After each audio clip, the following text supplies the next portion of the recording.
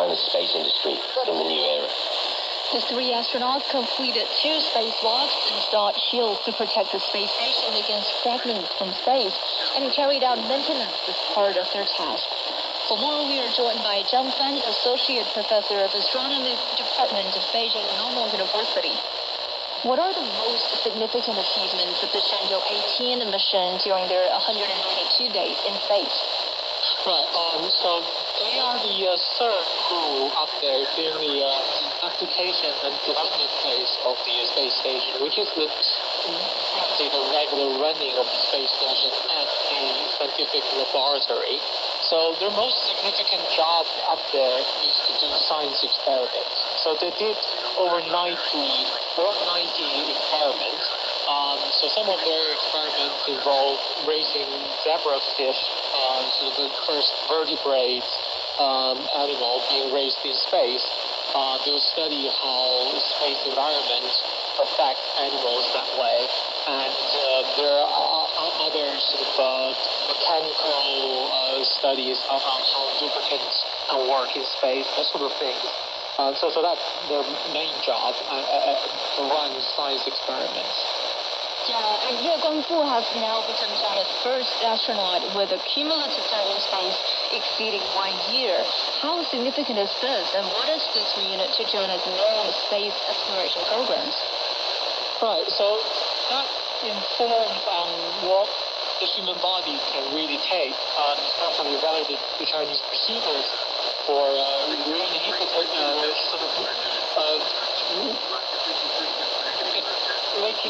sure the astronauts' body conditions can withstand the duration of stay in space, and also to recover quickly once they come back down to Earth.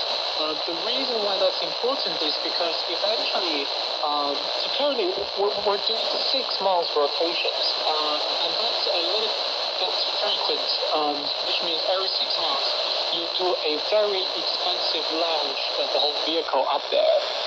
If you can extend the duration, each tour of duty of astronauts to something like a year, then you only need to do half of the number of launches. That significantly reduces the cost.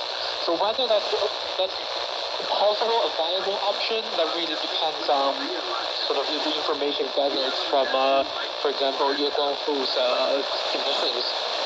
Yes. So after spending over 6 months in space, the crew is now undergoing medical quarantine. What are the typical health impacts after such long duration missions, and how does the recovery process look?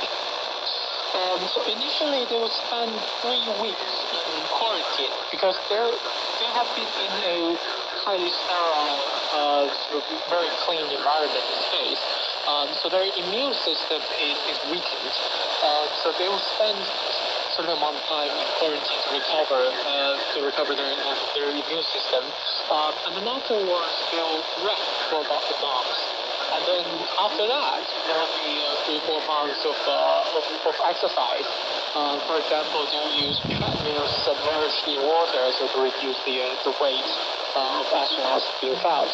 So the whole process takes about 6 months, and after 6 months, they can join training again to train for the next mission. Okay, so as the mission becomes more complex and the duration of space increases, what types of training are needed to prepare these astronauts for both the physical and scientific demands of these missions? So in terms of physical demands, the human body is actually very economical, which means when you're in 0G, your heart, your muscles, and your bones don't need to work as hard, then they sort of wither away. Which means that when you're staying in space for a long duration of time, your heart muscle feels atrophy, and when you come back, it doesn't even pump enough blood to your head if they were standing vertically, which is why when they return, they always lie down.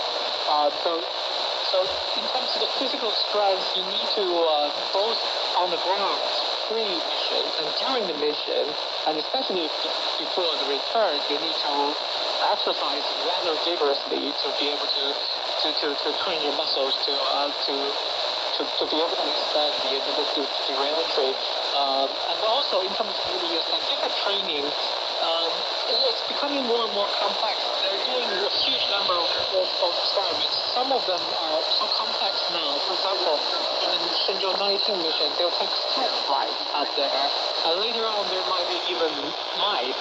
And looking after animals is quite complex. And you also need to understand some science about the experiments you're actually taking care of.